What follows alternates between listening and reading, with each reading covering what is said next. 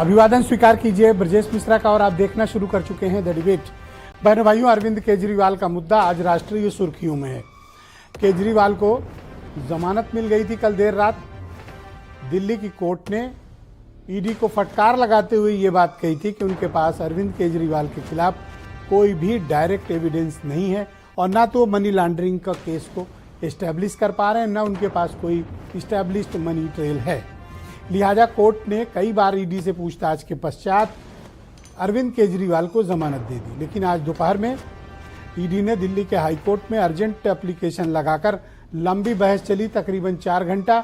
Delhi high court ने इस मामले को रिजर्व कर लिया है, लेकिन तब तक अरविंद केजरीवाल को जेल में रहना पड़ेगा। अभी उनकी रिहाई मुमकिन नहीं जब तक दिल्ली हाईकोर्ट का कोई ऑर्डर नहीं आता। उनकी जमानत पर स्टे होगा या फिर वो जेल के बाहर होंगे। क्या कारण इसके हो सकते हैं, इसके राजनीतिक पहलू और निहितार्थ क्या हैं, हम इसके बारे में आज चर्चा करेंगे। बहन भाइयों, अरविंद केजरीवाल बस जेल से बाहर आते आते रह गए। बस ये था कि कुछ घंटों में केजरीवाल बाहर होंगे, लेकिन केंद्र की सरकार और ईडी ने गेम पलट दिया। वो पहुंच गया दिल्ली हाईकोर्ट, अर्जेंट हेयरिंग की, अर्जेंट एप्लीकेशन लगाई और उस पर बहस भी करवा ली। दिल्ली हाईकोर्ट में बड़ी हाई प्रोफाइल बहस हुई 4 घंटे।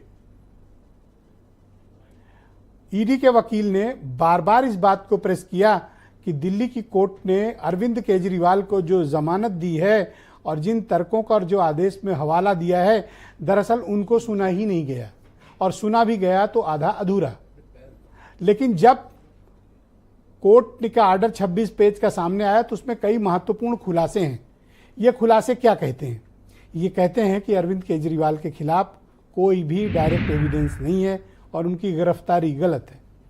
दूसरा, एक आरोप यह था कि गोवा के विधानसभा चुनाव के दौरान आम आदमी पार्टी ने कथित तौर पर जो भी पैसे मिले थे उनका इस्तेमाल किया था।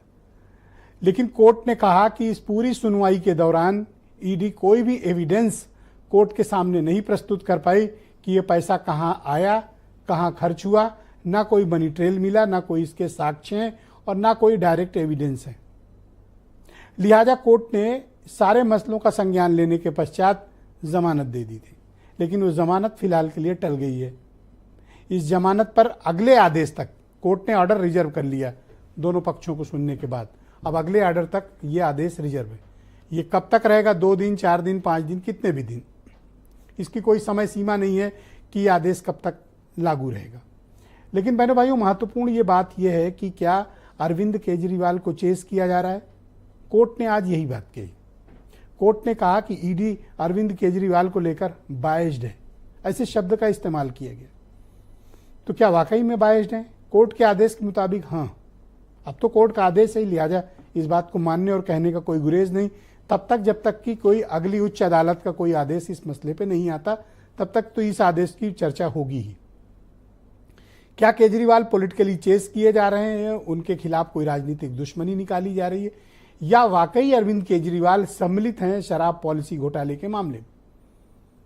तो अगर उन्होंने घोटाला किया है तो अब तक कोई भी सबूत क्यों नहीं मिले, मनी रिकवरी क्यों नहीं हुई और मनी ट्रेल इस्टेब्लिश्ड क्यों नहीं आई, जो पीएमएलए के कानून की पहली शर्त है। जब आप किसी को गिरफ्तार करते हैं तो आपको सबूत देने होते हैं कि ये सबूत हैं, ये मनी ट्रेल है, इन अकाउंट से पैसा आया, ऐसे मनी लॉन्ड्रिंग हुई।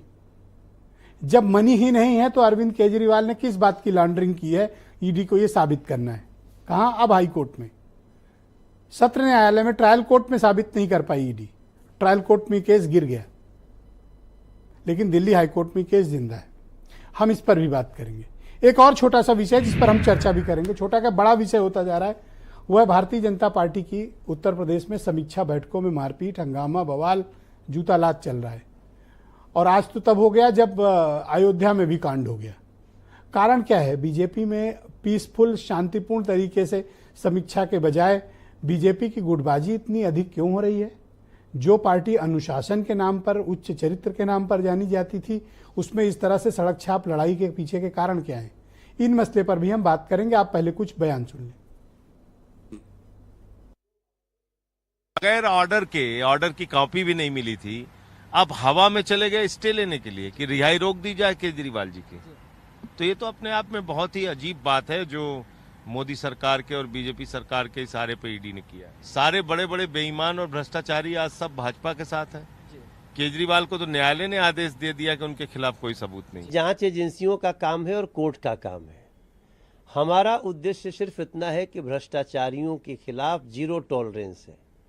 जो दोषी है उसे बचना नहीं चाहिए। बेल मिलना आरोप से बरी होना नहीं है। बेल पर भी कुछ लोग खुश होते हैं तो फिर वो मैं उनको मूर्खों का गैंग कहूंगा। सुप्रीम कोर्ट ने आज जो है केजरीवाल का बेल ऑर्डर स्टे कर दिया है। हमारी स्टे एप्लीकेशन जो है उसके ऊपर ऑर्डर किया है और फाइनल ऑर्डर 2-4 दिन में आएगा और मेन बेल कैंसिलेशन की जो एप्लीकेशन है उसकी सुनवाई बाद में होगी। अब सारी निगाह दिल्ली हाईकोर्ट पर टिकी हुई है, लेकिन आम आदमी पार्टी भी आक्रामक हो गई है और भारतीय जनता पार्टी और ईडी पर गंभीर आरोप लगा रही है। बहनों भाइयों, आज की चर्चा में समीर सिंह भारतीय जनता पार्टी के प्रवक्ता हैं, संजय बेचन जाने माने पत्रकार बहुत दिनों के बाद आज हमें ज्वाइन कर रहे हैं, सुरेंद्र राजपूत कांग्रेस कमेटी के प्रवक्ता हैं और फराज किदवई समाजवादी पार्टी से ताल्लुक रखते हैं और वीरेंद्र सिंह जी हमारे स्टेट हेड। थोड़ी देर में आम आदमी पार्टी के नेता और प्रवक्ता भी हमारे साथ जुड़ेंगे। मैं आपसे जानना चाहता हूं समीर सिंह जी, और मेरा पहला प्रश्न है आपसे कि कोर्ट ने दिल्ली की 17